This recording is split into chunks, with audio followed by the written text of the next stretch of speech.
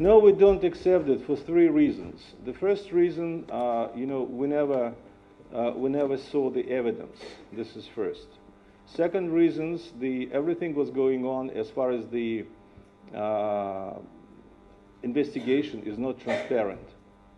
The third thing is we don't have access to any papers, and we cannot check what kind of substance was this so-called Novichok A234, and the British government is refusing to say that. And we offered the British government to cooperate in a legal sphere, and the British government is refused to do this. I just wanted to show you the copy of the letter. Четвертый слайд, пожалуйста.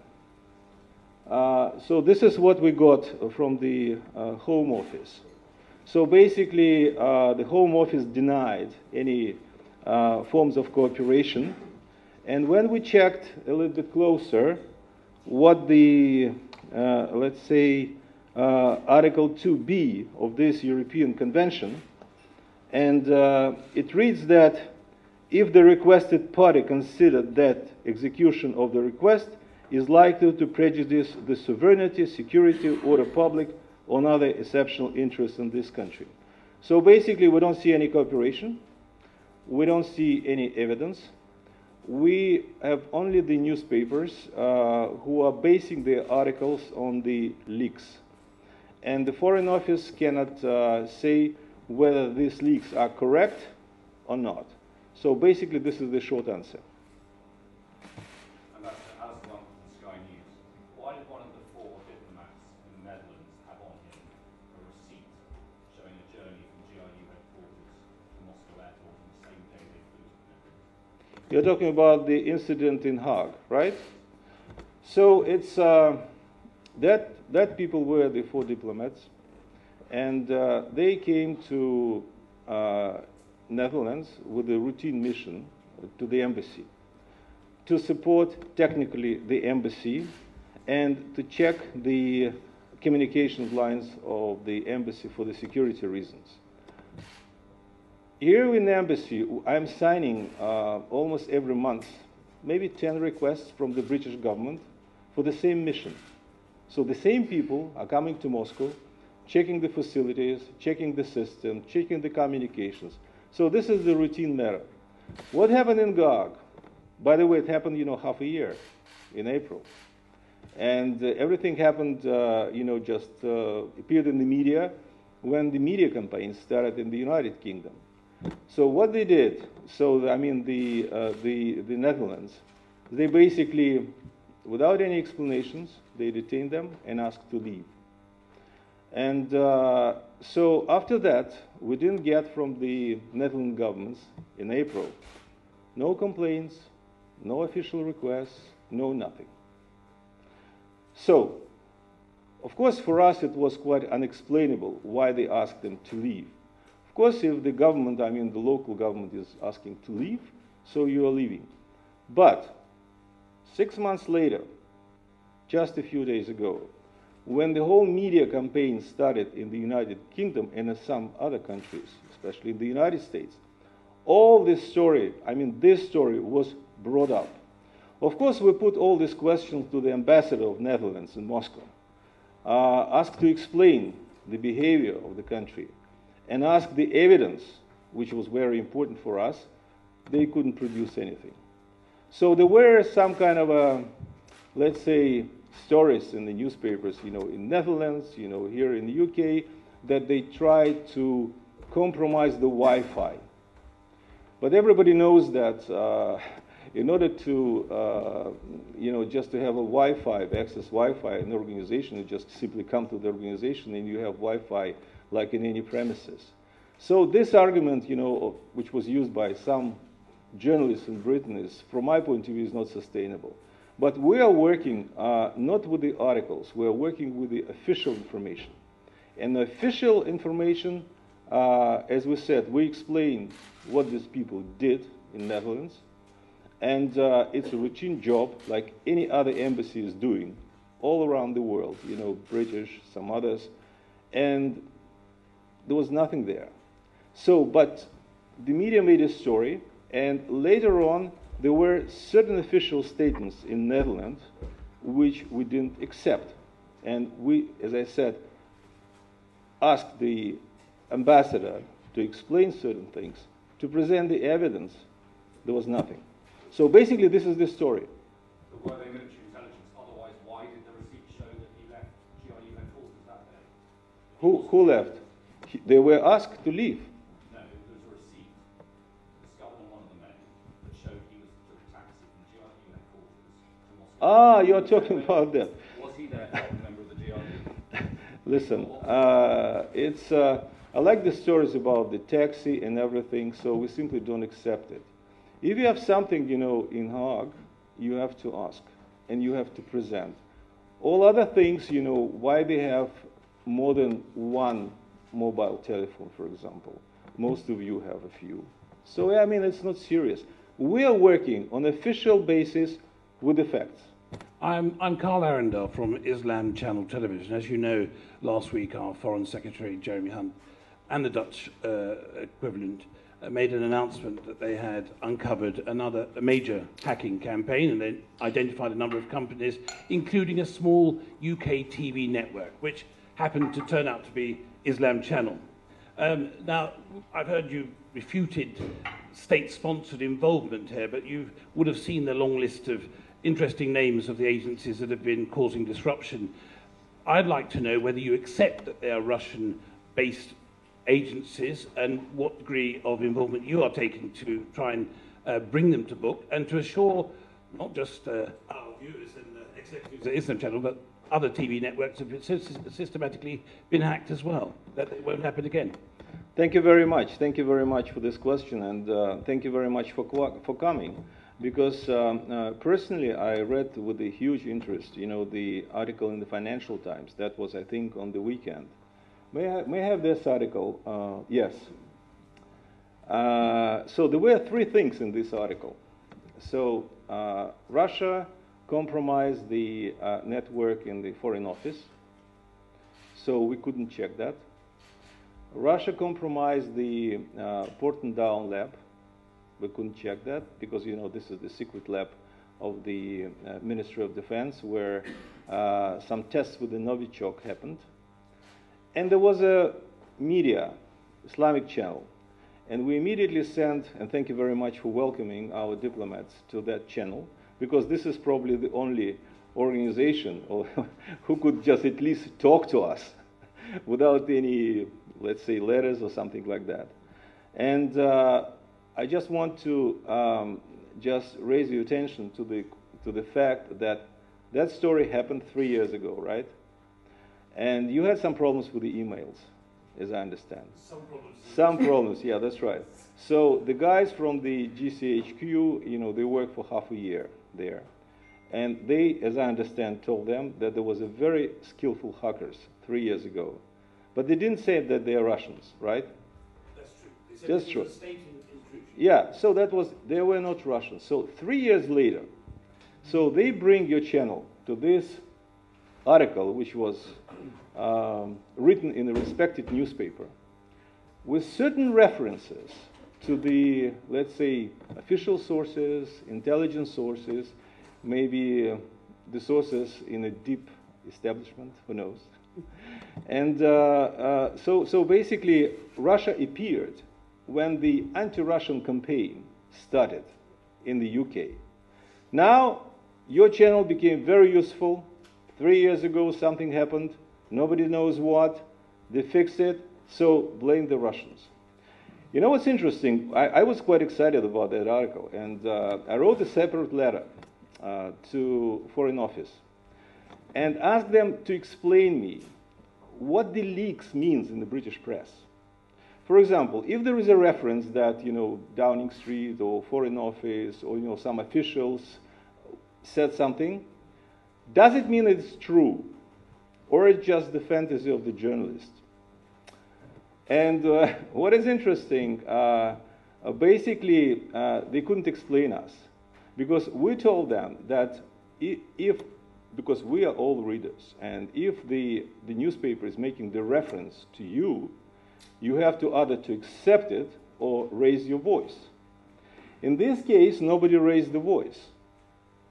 And the only, let's say, media that we could talk, that was you. And we are happy that we had this chance.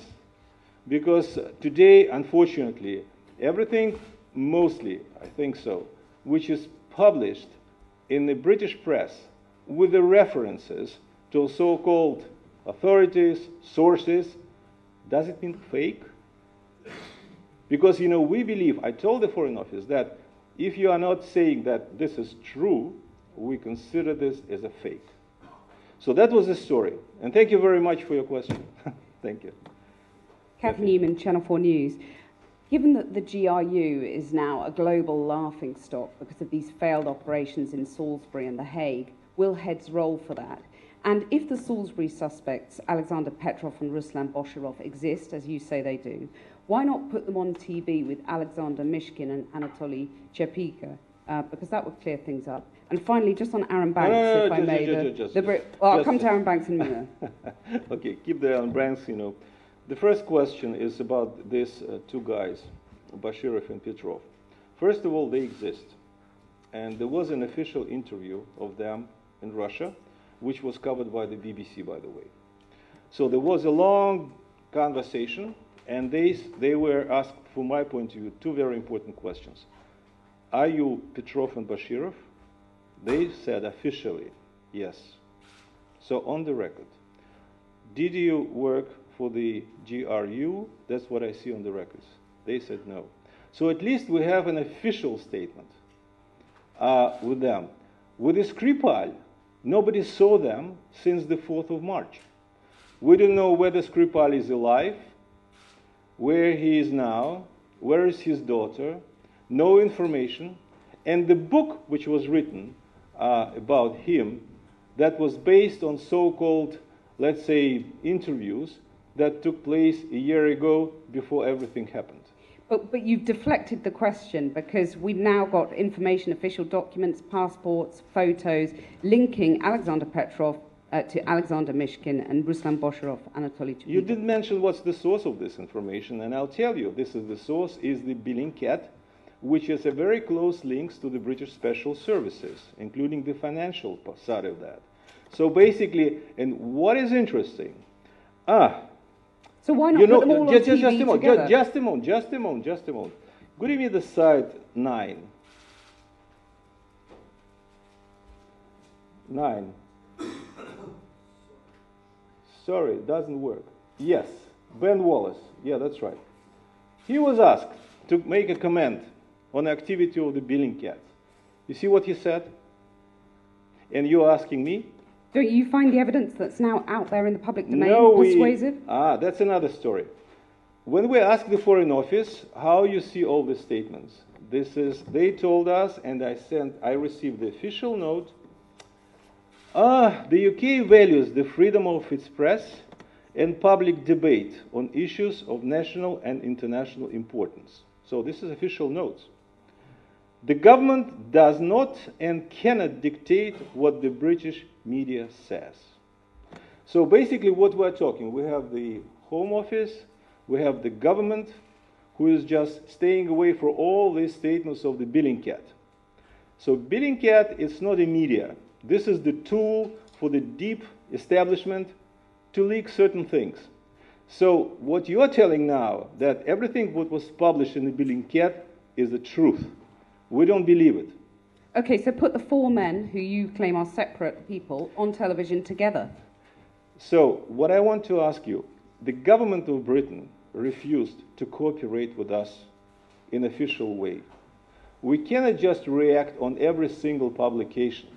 So if the government of Britain will be ready to ask us in a proper way, we will be happy to do this. Which would be like letting a fox into a hen house. That's right, but why are you not asking the British government? I'm sorry, why are you asking us? So basically, there are so many articles, including the, let's say, possible invasion of Russia to Libya, to get the oil sources, some other things. That's all these things are in the media. So should we explain every time to any leak here, which is, even the British government is refusing to comment. I simply don't understand the logic, because the way how it's put it now is just, we have to react on every single publication. But instead of cooperating with us, talking to us, making official requests, you have seen that there's a full silence on the side of the Home Office and the British government. From my point of view, that approach is not fair. You haven't answered my first question Yeah, about whether heads will roll. Kathy, Will I'm heads sorry. roll? I mean, the GRU You is monopolize the floor. I'll come back to you as soon as we'll finish with the others. Just, who is first? Reuters news agency. Yes. Could you just answer? Because You met Julia Skripal. Yes. And did you ask once again to meet her? This is not my press conference, it's your press conference. Okay, it's my dream. Could I just ask, following on from the other questions, that Borissov and Petrov, have you investigated who they are, and are they or were they agents of GRU, or GU as it's now called? Because you keep on pushing the questions back to us, but actually the question is for you. Were they agents of Russian military intelligence, as lots of information seems to suggest? There are no official charges against them because, they didn't violate the Russian law. This is first. There is no official application from the British government to investigate that matter. We have the official statement of these people, and we don't have any reasons not to trust them. And on the allegations... That's the second question. The allegations that GRU has carried out a worldwide cyber attempt to hack various organizations across the West to undermine Western democracy, including the Democratic Committee, including various websites in the United Kingdom. Do you also deny that there is any factual basis to that? What I want to say that you have seen the article in Financial Times. You have the representative of the Islamic Channel. Everything what was written here was fake, and you see this. Because, nobody said that that was Russians who hacked the channel, right? Well, no, that, just as you mentioned this, I think need to clarify. That's right. It may well be from a range of decisions that the government agencies at DCHQ came to business decided not to reveal who the state was. True. But that was 3 years ago. At that time, nobody said to you anything. So this is the explanation, this is the reply to your question. I don't want his reply, I want your reply. Do you deny that GRU has hacked various organizations across the globe? Of course I deny. Absolutely, Because this is part of the general campaign which was launched here in Britain, supported in the United States, and everything that you have today in the British press, put together, even certain things that took place 3 years ago. Nobody, was writing about that 3 years ago. Now, everybody like in the command started writing that. So we see this as the campaign which is directed against my country and in order to discreditize my country. So basically, this is my reply, and I think it's very important to hear this. Thank you. Thank you very much. No, just first row. Then I'll answer all the questions. Kim Gupta from The Independent, Ambassador. You insist that Borissov and Petrov exists, real-life people. What about Chepiga and Mishkin? Do they exist? And if they do, are they members of the GRU? And why do you think they're being picked on? Have they been picked on as part of a, just picked out to be, by, as you put it, Western propaganda? I mean, what's the logic behind the names coming out? And can I ask you a very quick question? No, just one question. Just respect the others. We'll come back, to the second round, but I want everybody to ask the question. The logic behind that is very simple. To divert the attention from the Salisbury. Salisbury is a really classified case. We have no idea what happened in Salisbury, and Britain is refusing to cooperate. By the way, in a few days, we'll present a lot of questions to the British side in the OPCW in Hague, because the report which was released something like this year by the organization and the British side raised so many questions. How the samples were taken, what was the purpose, and all these questions will be put to the British side to answer. I know this will be a difficult question, but I think that the Britons should reply to this question. That's why the logic is to divert the attention from Salisbury, from Glushkov case, from the Perepelichny death, unexplained, and to a certain extent, unexplained suicide of Berezovsky. So we have a whole bunch of things on our hands with which we don't have any cooperation with the British government. And in order to put everything on a media channel, immediately Bellingcat appeared, and they produced something. And the whole Bellingcat, moved to some of the regions of Russia to check whether this the same person or not. And nobody goes to Salisbury. Nobody's asking the Skripal. Nobody's asking for the Skripal's interview. Nobody asking for the Yulia's interview. Nobody asking where they are. So that's the problem. And that's why the logic behind that is very simple. As I said, to divert their attention. And don't forget about Brexit.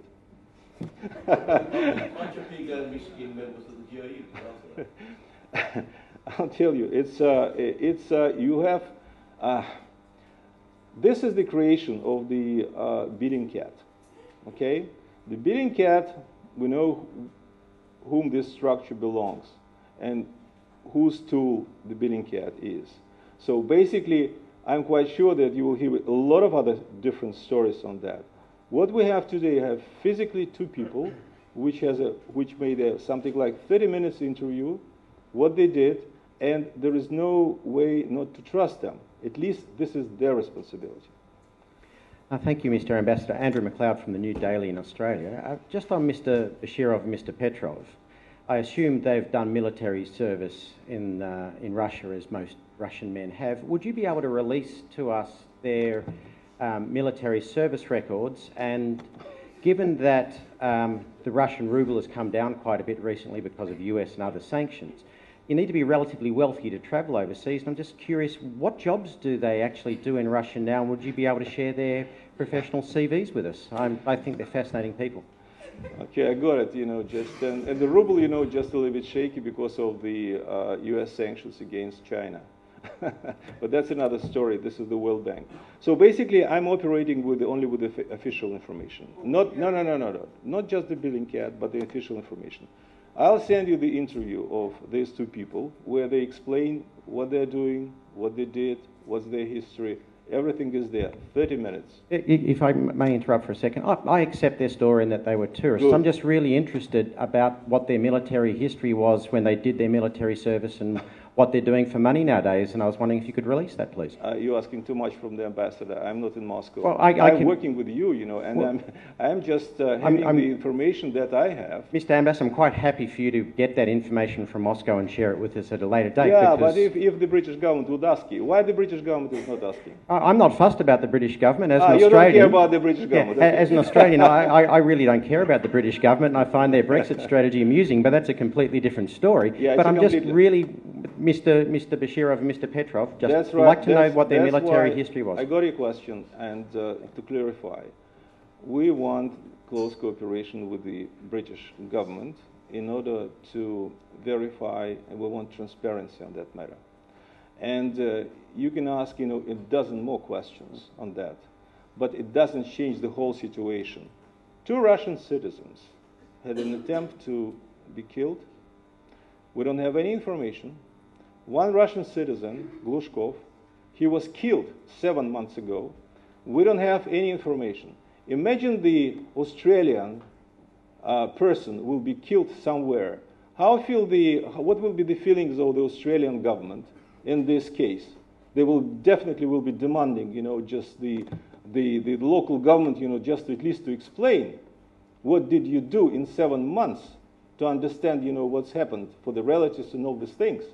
So far, we're talking about the different publications, and I'll give you a dozen other publications, in this country. We simply cannot explain all of them. What we want, the legal cooperation. We want a real cooperation, and we do not want to have a media smoke around that. So this is a very firm position of my government, and that's exactly why we're blaming the British government for not fulfilling its international obligations. By the way, I prepared you one slide, which is quite interesting. Number 3. This is the Vienna Convention. And I want you to see, what is written here, we just for your explanation. So we, as the country, has a full right to have access to our citizens. It's not the courtesy of the local government and the British government. It's their obligation. Mr. Ambassador, And this if I is, may. no, let me finish. Let me finish this. And they're violating that obligation. So what I want to say is that we need an official request, we need official cooperation, and in this case, we'll be happy to talk. Mr. Ambassador, but you've avoided... Don't monopolize, you have asked 3 Just- questions. Let's move further. I'm sorry, I'll come back to you. Please. Okay. Okay. Ladies first or not? Benedict. Thank you, James. Okay. Benedict Pavio, France 24, President of the Foreign Good. Press Association. Are you seriously accusing the British government of diverting attention away from Salisbury? That's what possible reason, and Brexit just doesn't begin to cover it. And the second thing is, you're also, Mr. Ambassador, basically accusing the UK government, the French government, and the Western governments of being extraordinarily naive. They obviously saw evidence that they trust, and that is what has motivated the widespread expulsion of Russian diplomats, both from the United Kingdom and from other countries, one of which, I think from memory, James, 114 diplomats, was it? Russian That's from all of, including the 60 from the US. 153. Yeah. Yeah. From France, something like 4 or something. I mean, you're accusing the West of an incredible agenda here, and also of naivete when they look, other governments besides the UK, at evidence that is presented to them. The major problem that that evidence wasn't presented to you, to me, to anybody. What evidence was presented on Salisbury by the British government? Tell me. No, we're talking about... No. Tell me what was presented, except the statement of the Theresa May. What was physically presented? Any official story what happened there? I believe that the British government, whether Yes. that was the Prime Minister or not, showed... Prime Minister. What did I say? No, I said Prime Minister. Yes, Theresa May, the current UK Prime Minister, evidence at an EU summit. This is not evidence that I would know how to analyse, or dare I say, quite a few of us in this room. It's not for it to be presented. Are you asking for it to be publicly shown to public opinion? Is that what you're also saying? I think so, yes. Once Russia was blamed publicly on behalf of the country, at the statement in the parliament, we were blamed. So once you're blaming somebody publicly, you have to present the evidence publicly. We don't accept the situation when the deep establishment, I mean the secret services, are having something and always referring to some kind of a classified information. So if you are blaming somebody seriously, you should be serious. Otherwise, we are making the conclusion that that was a huge, everything was staged. So this is the conclusion that we're making. Once you cannot get the evidence. I've shown you, what is written on the Vienna Convention on the diplomatic relations, and the British are violating that. We cannot meet Skripal. The Skripal's niece cannot come.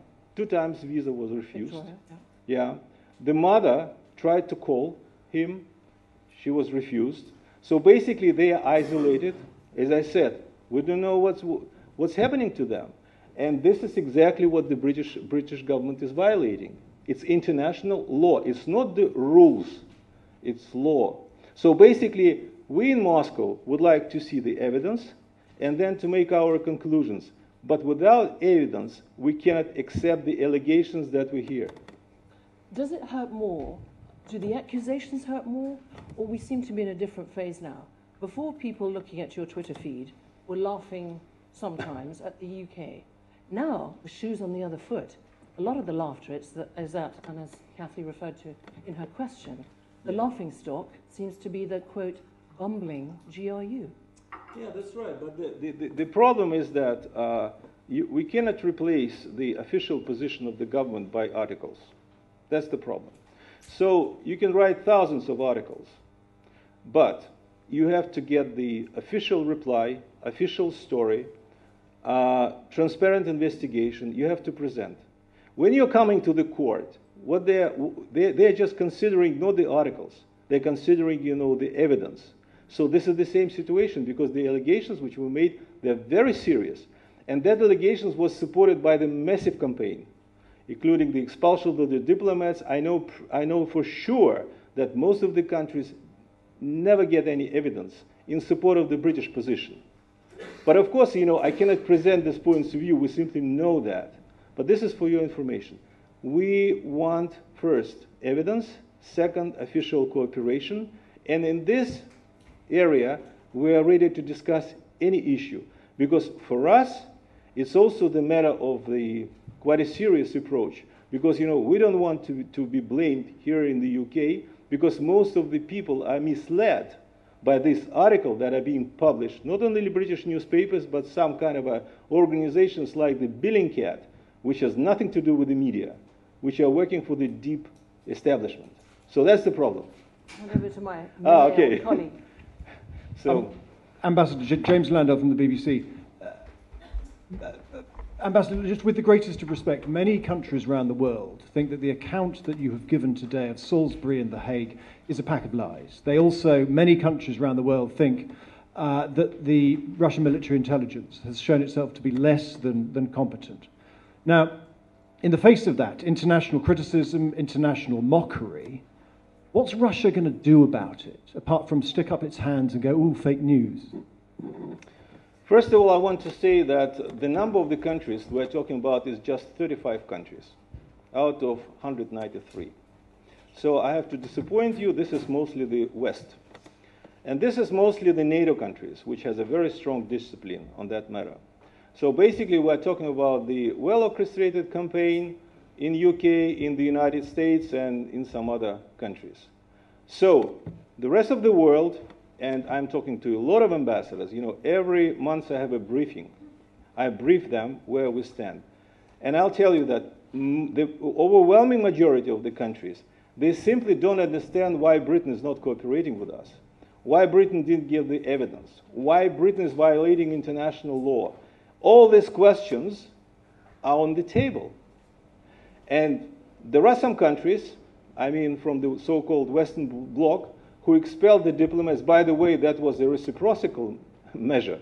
So all these countries got less diplomats of their own in Russia. So basically, 153 is just the reciprocity.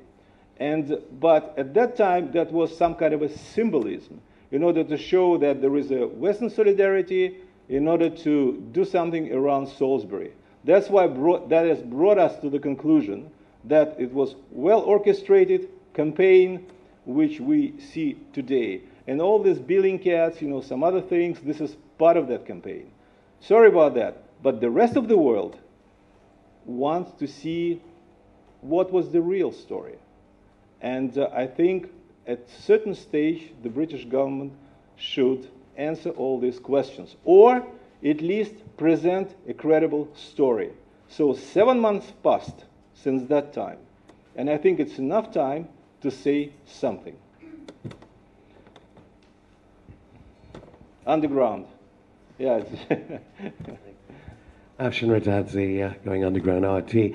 Presumably, Ambassador, you'd say that the role of this embassy is to protect Russian nationals, and you've got that Article 36 up there. You're saying there's no consular access. Why do you think NATO nation-headquartered media like Reuters has more access to Russian nationals than your embassy? Well, from my point of view, that the people in my country has more freedoms than here, because nobody is asking for, checking certain things in Salisbury, but everybody can go anywhere, just to make. How is it Reuters has access to Russian nationals and you don't? I don't know, just because, probably Reuters is very active. And if you read the Bellingcat, stories, they're even more active, on that matter. The passports, some other things, just a lot of things. But that's exactly what's happening all the time. So basically, I believe that, with all my respect to the stories, we have to stick to certain things that are made on the intergovernmental level. So this is the gist of our position.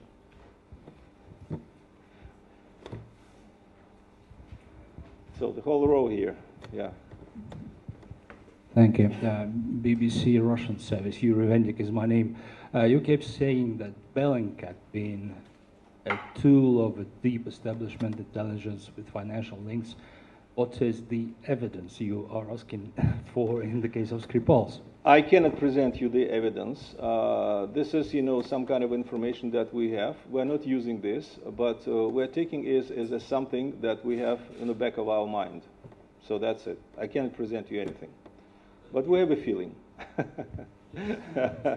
make sure you can't present it or you don't have it. No, I cannot present it to you. Okay. Max Colchester from the Wall Street Journal. Ambassador, how do you explain the unusually high number of unexplained deaths among Russian nationals who've moved to the UK, especially those that were tightly associated to the Kremlin and businesses associated to the Kremlin? Oh, that's a good question, because most of these people were highly associated with the British intelligence, not with the Kremlin. Why? Because, if you take Litvinenko, he worked from the British Secret Services, and he died here. Berezovsky was working probably in a close, highly likely, as the British government says, with the British Secret Services. Same story about the Perepelichny, because everything is classified. In any case, when we're trying to catch, trying to touch any subject, all these people, all the papers are classified. Are you suggesting that because they worked with British intelligence, the Yes, British because, killed them? Is that what you're trying to say? Yeah, because, all these cases, because the reason for the classification of that papers was the national security interests. If you have somebody in London who was killed, like Glushkov, and you cannot get the answer from the British government for almost 6 months, 7 months, I'll show you, this is, I really prepared something for you. Number 6. You see, this is my, I wrote a note to the Foreign Office, okay? And in the Glushkov case. And I asked the Foreign Office, whom to talk. Because, time is running, we have no idea, he's a Russian citizen, he didn't get the British citizen, the Glushkov. He was a businessman. And I got this answer, so basically they were sending me to Scotland Yard. I tried to reach Scotland Yard for at least 3 months, and I got the note from the Foreign Office, no, forget about the Scotland Yard, come to us. So, first I was sent to Scotland Yard, then I sent back to Foreign Office, but I didn't get a single word what happened. I didn't have the clear-cut story. So, I do not want to say that Mr. Glushkov, one way or another, connected with somebody. But we in Moscow are puzzled, because in Moscow we have a criminal case. We have a guy who died here, who was killed, as it was said by police, and so far we cannot get anything. So all these people died suspiciously. We don't have any information. And I prepare you another one. It's just quite interesting. Who have seen the conclusion on the case of Litvinenko? Did anybody see? That's a good story, because I read it, of course, very carefully. And because everybody's blaming on the Litvinenko. Could you put the, let's say, number 8. So that was the last time of the conclusion of the Litvinenko. This is a unique document in the history of the British jurisdiction. In the report, the word possibly, that's in the court, was used 11 times. I like this conclusion. Probably 34 times. Highly likely, unlikely, 45 times, including the following combinations. Highly likely, unlikely, 2 times, very likely, unlikely, 3 times. So this is the court. So this is the conclusion of the court on the Litvinenko case. it means what? It means that most of the papers were classified. Nobody had access to this so-called public inquiry because that was the matter of the national security. And all these people, one way or another, and the last thing I want to say, that why all these deaths are happening only in the United Kingdom. So you're accusing the British government? I'm not accusing, I'm just asking the question. There is not a single country in the world that we have this kind of story. That's the only place where we have so many cases which are not investigated. And I just want to remind you that we still have requests for the extradition of more than 60 people who stolen money from Russia, who were engaged in money laundering, and we're talking about the billions. And these people, some of them were just accused of the murders, physical murders, and it was proved in the court. And these people are here. So basically, they are they're dealing with the dirty money. And they are potential victims maybe in some game that could take place in London. I'm just putting the question to you. So what's your explanation for those deaths? Well, I think that these people tried to escape from Russia. I mean, those who brought their money here, dirty money, you write about this today, and any attempt to bring them to court, to Russia, or at least to investigate together with Britain, because, we ask, let's make a joint investigation. Let's bring them, let's bring all the papers to the UK and show you. You know what's happening? Every time when I'm sending the papers to the Home Office, they're bringing me back, sending them back without explanations. But then they could also, what about Ambassador? No. Just the microphone, because this is. Could you put the microphone? What is alleged is that Russia has been. I'm sorry, the microphone. Respect the other people. Could I ask you to take the microphone? It's so simple. It's a serious problem that you internationally are accused of attempting to murder people on British soil. Could you repeat this on the microphone, because there is live of this press conference and everybody. It's not a joke. I mean, listen. If you don't want to listen to me, it's fine. But the only thing that I'm asking, there is a microphone here.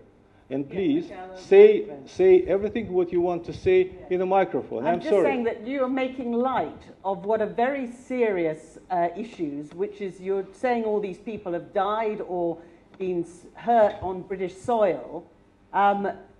Is the implication that they have been targeted here because they are Russian?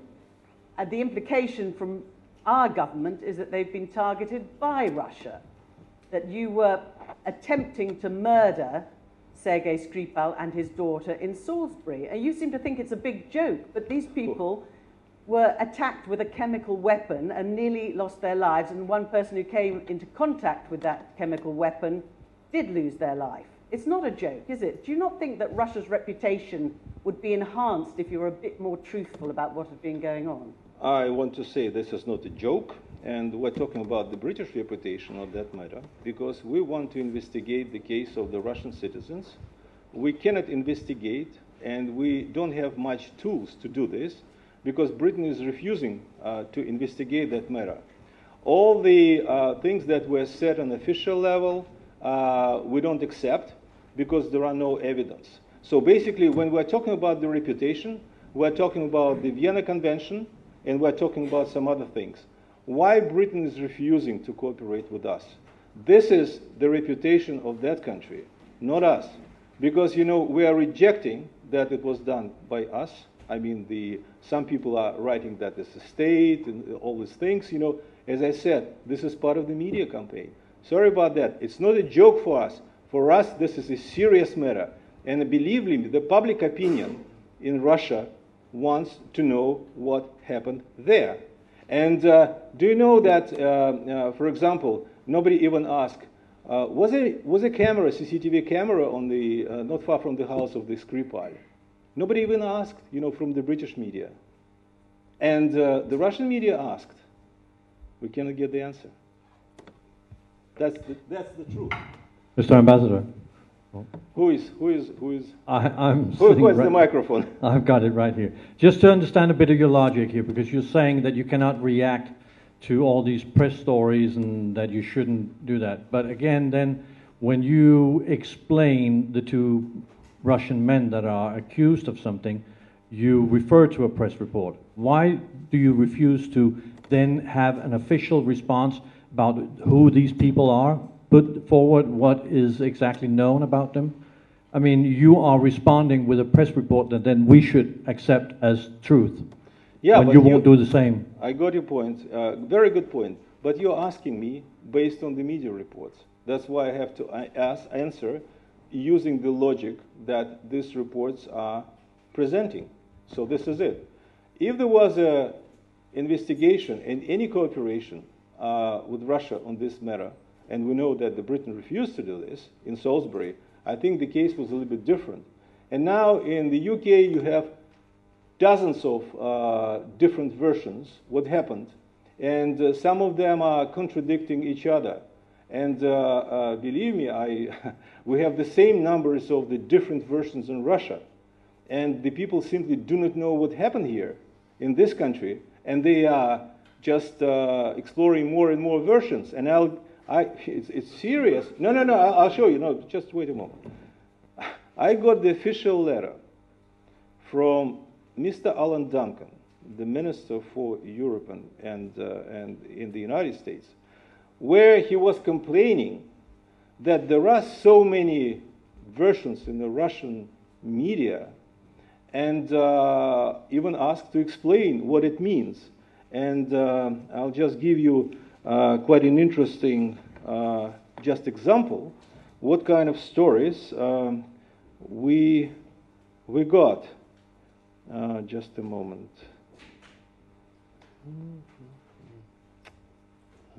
I didn't. So this is the complaints. And look at the number 24. Even the Ivan the Terrible was there. So, and this is what I got from Alan Duncan.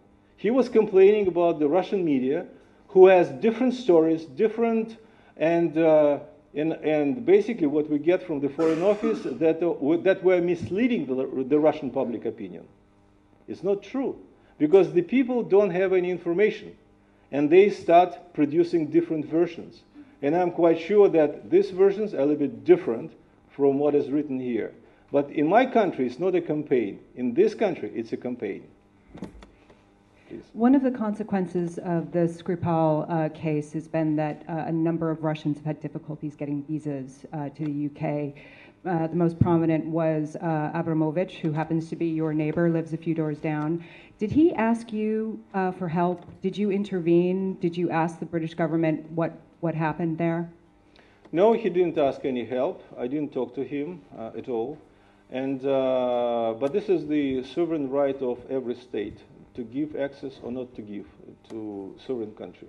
So basically that was the decision of the British government, and I think everybody should respect it. So you don't know why he was... No idea. No idea. Kathy, I'll give you the floor. А давайте откроем окошко, потому что вот там двери откроем, ладно? So we have this statement from Julia Skripal, and she said that she actually doesn't want to be helped by the Russian embassy. Well, what is your reaction to that? That was the statement on behalf of the Julia Skripal. She never said this in the interview. She said it in a TV interview. No. That was said on behalf, and that was said to us officially from the Foreign Office. But I've shown you the Vienna Convention on Diplomatic Relations, and the British should respect. We want to hear that personally. And this is the international law. Once we hear this, and if she would say that, thank you very much, and then we'll see whether she is under the pressure or not. Today, we cannot make this conclusion. And by the way, since this interview, nobody saw her, and in this interview, which was written in English, translated into Russian, and not a single question was allowed to ask. So this is my answer to your question. So not a true opinion, you think? No, no, no. We want to see personally. And so we cannot rely on the statements. Hi there, it's Kim Helmgard from USA Today. I was wondering if you'd find it easier to accept, with the ongoing case in Turkey right now, whether that is a straightforward example of state-sponsored execution, potentially, in light of some of the things that's been going on in the UK over the last couple of decades.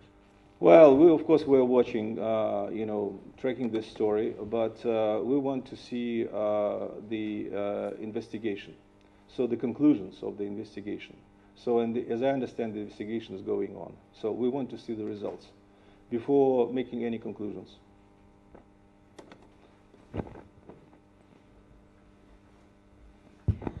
Maria, News Agency.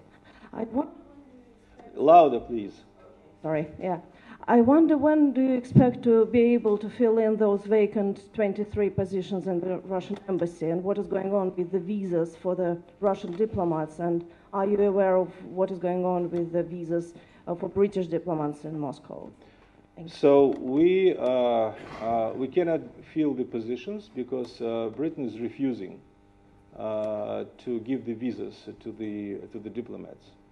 And of course, we're not giving the same courtesy to the British. So our proposal is very simple. We have to restore the normal flow of the people to fill the vacancies. So far, we see a very unconstructive position of the British government, which make the functioning of this embassy, which is almost empty, in a normal way.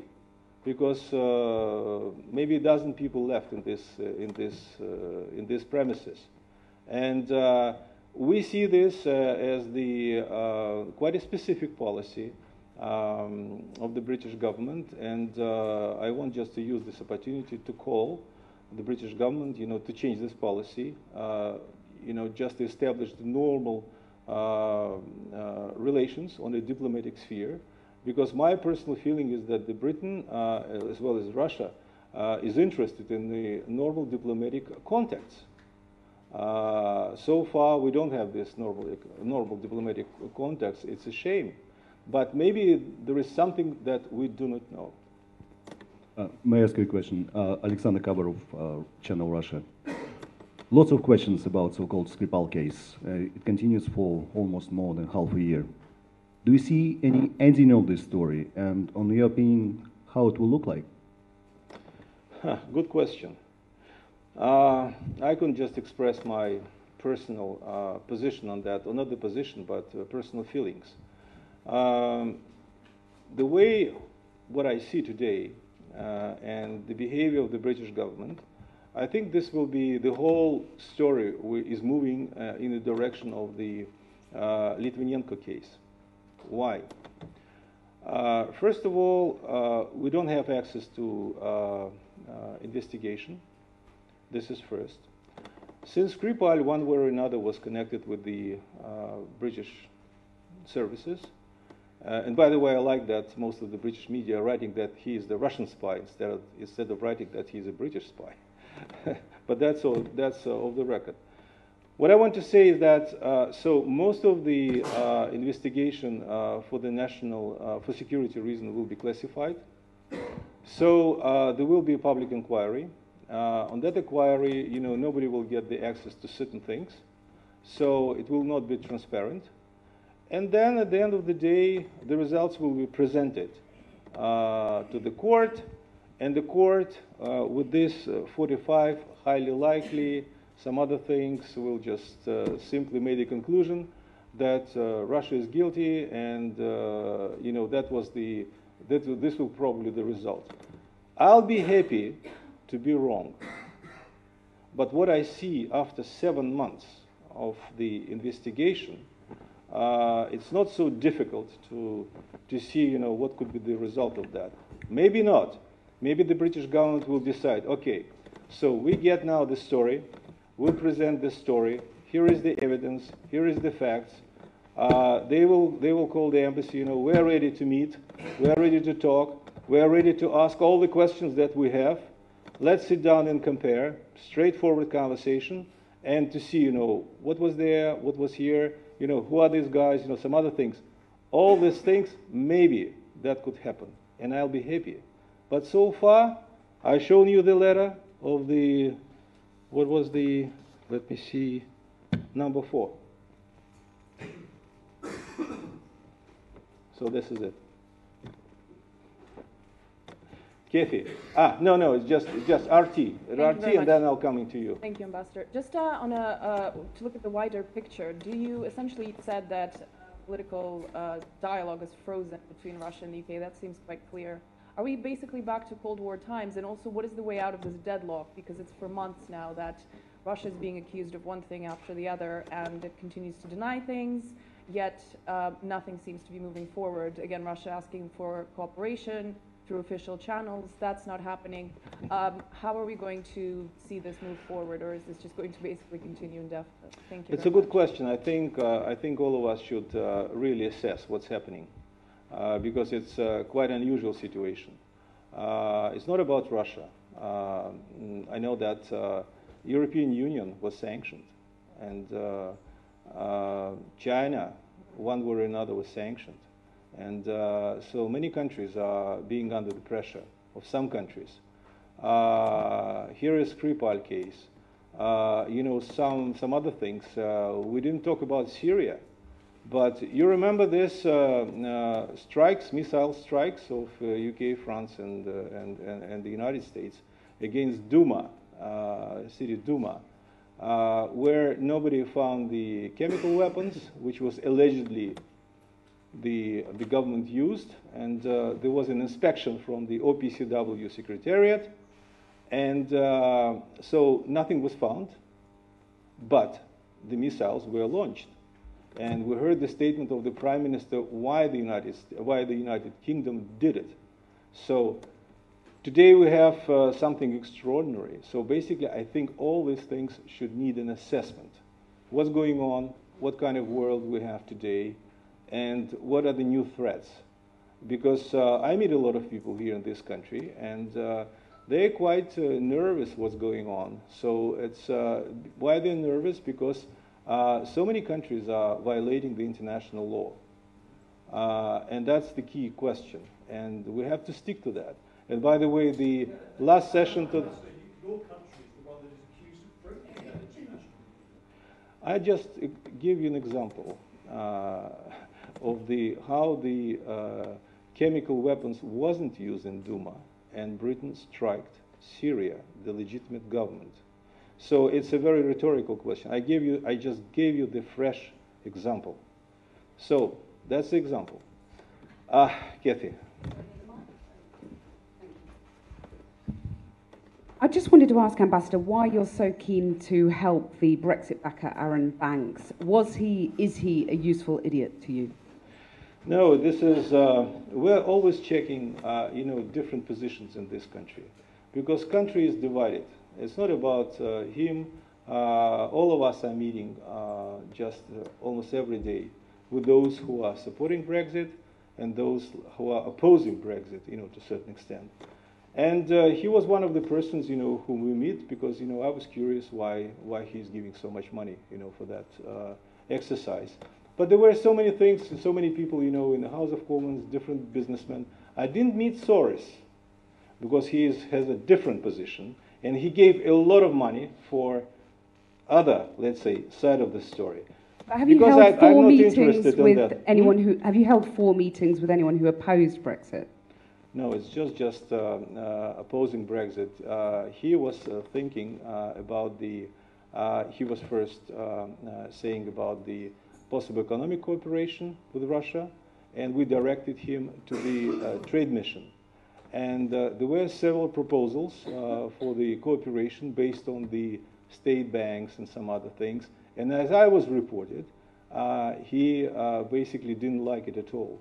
And there was some time ago, that was, I think, a few years ago. I don't remember all my meetings, but still, now with your help, I remember. And I was curious, when he met Trump. And I was just curious, what was the outcome of the meeting, And he just explained, what, what was the purpose of the meeting and why they met. So that's it, and it has nothing. Why were you curious about that meeting? I mean, listen, I'm not going to. I probably satisfied you with the answer, about the Brexit and the banks. But you also introduced him to, and let me just help you with your memory. I mean, you also introduced Erin Banks to an oligarch who then discussed with Banks and his associates 2 gold deals and a deal with Russia's largest diamond mining company. That's what I learned from the British newspapers, and probably that meeting happened. And but that was the initiative of our trade mission. And believe me. So you do remember introducing him to the oligarchs, Simon Poverenkin? On November 26th, there will be a meeting. There will be a conference where this kind of number of this kind of conversations will be hundreds. Why? Because in order to fill this $12 billion trade, you have to do something. So anybody who wants to invest in Russia, welcome. Thank you. You say that you hope that you're wrong, that the Skripal outcome will be the one you think it will be. But if and when Jeremy Corbyn were to become Prime Minister, do you think that he would handle things differently and that the outcome that you could expect from the Skripal case would be different? I simply don't know, because I never met Corbyn, and I didn't discuss these questions. Today we're working with the Conservative government. For us, they are they are representing Britain today, and what will happen in the near future? It's a very hypothetical question. For us, it's very important to get the answers from this government, to get the results of the investigation, start cooperating with us, do something. So that's important. All the rest, whether it will be, what will be the decision of the British people, we're basically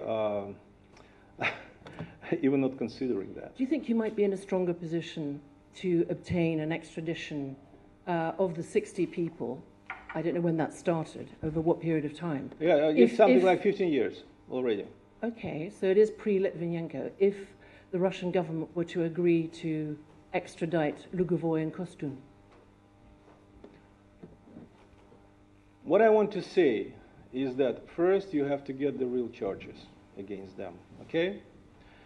But this is just to understand, because there were proposals, if the British side has anything to do with the Lugovoy and the other person, you have to present something, and they were welcome, and the government was welcome to come to Moscow and to put all the questions they want. They refused. But there is one obstacle. Why we invited the British side on that? Because under the Russian constitution, we cannot extradite anybody who are the Russian citizens. So basically, the British government, knowing that it is impossible, and they're still insisting for the extradition. It's the same as just to break the law in the UK. And my question is why it's repeatedly, why the government is repeatedly, now the government is not asking that, but why they are asking all the time, the others, knowing that it's impossible. We propose the solution. If you have questions, come. If you don't want to come, you have a video. You can ask all the questions. But in order to ask the question, you have produced something. So that was not the case. And then the things went to the court, and the court made a decision, and highly likely is on the table.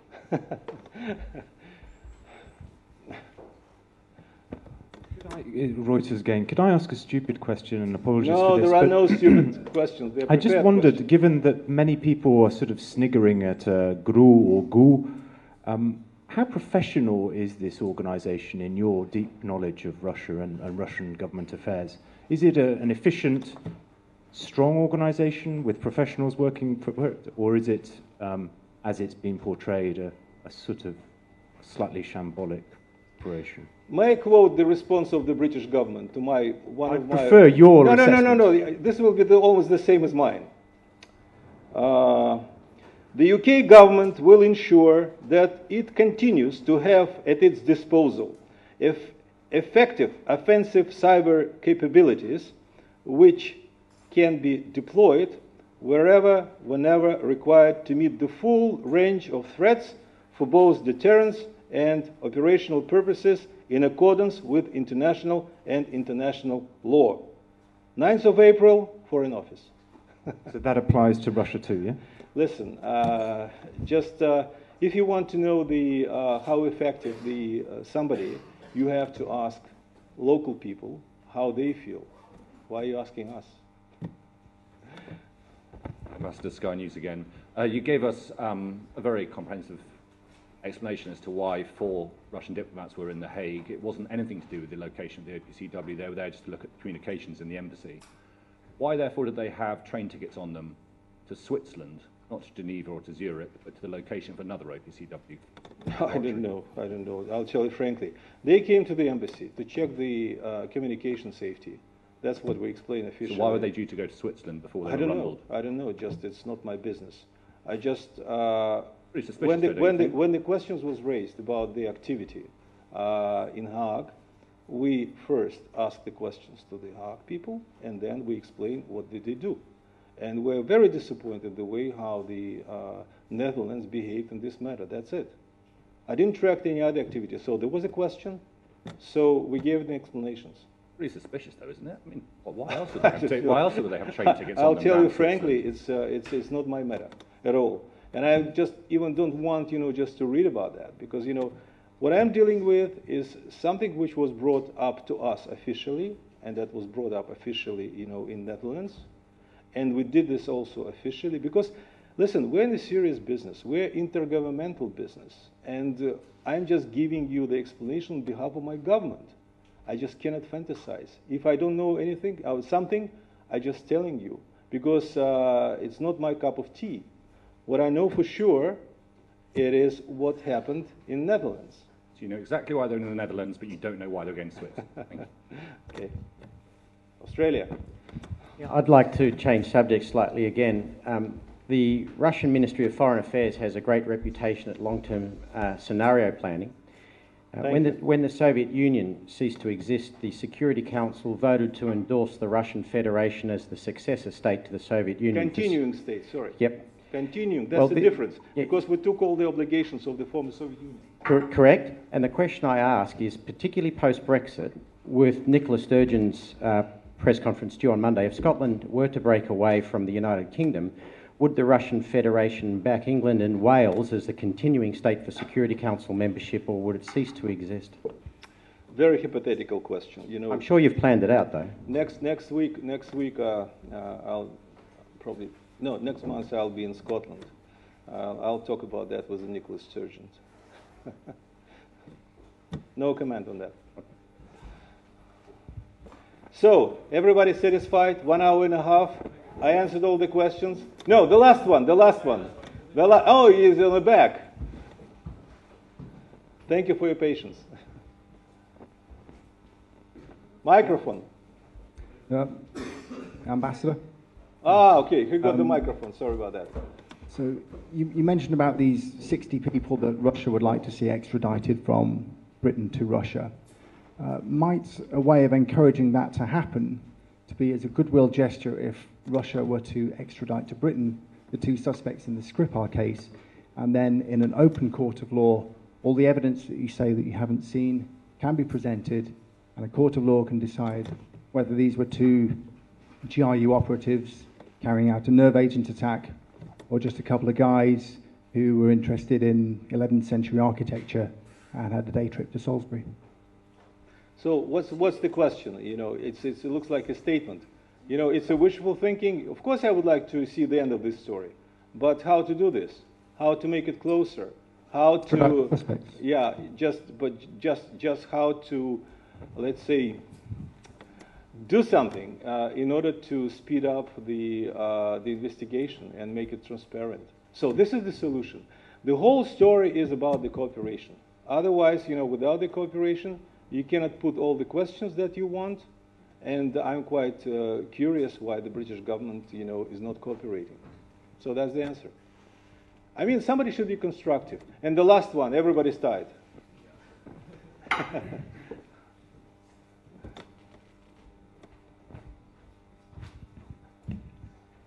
Mark McKinnon from the Globe and Mail newspaper in Canada.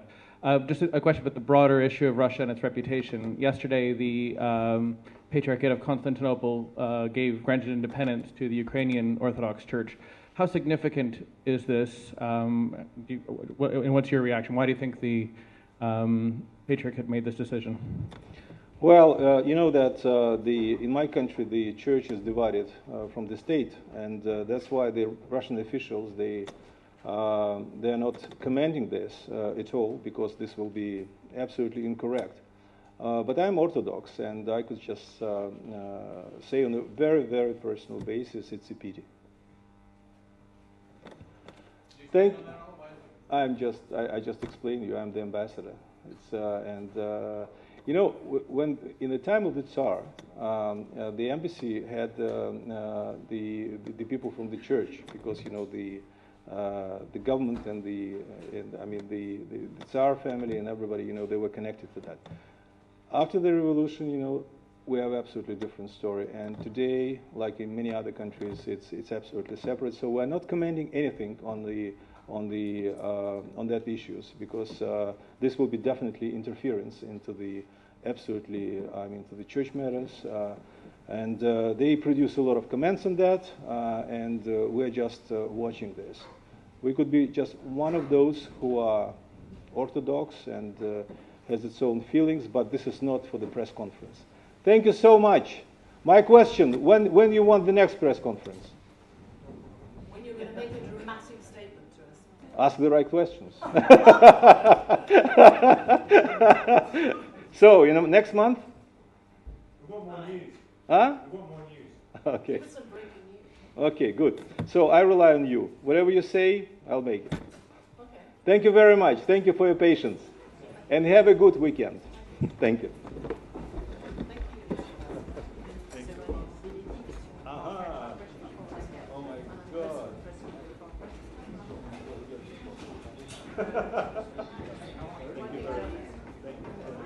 Thank you very much for the help.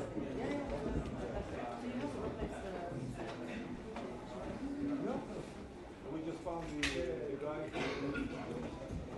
It's a question of numbers. It's the matter of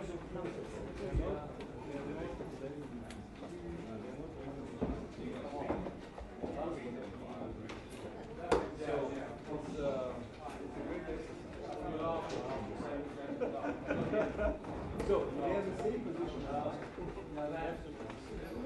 My proposal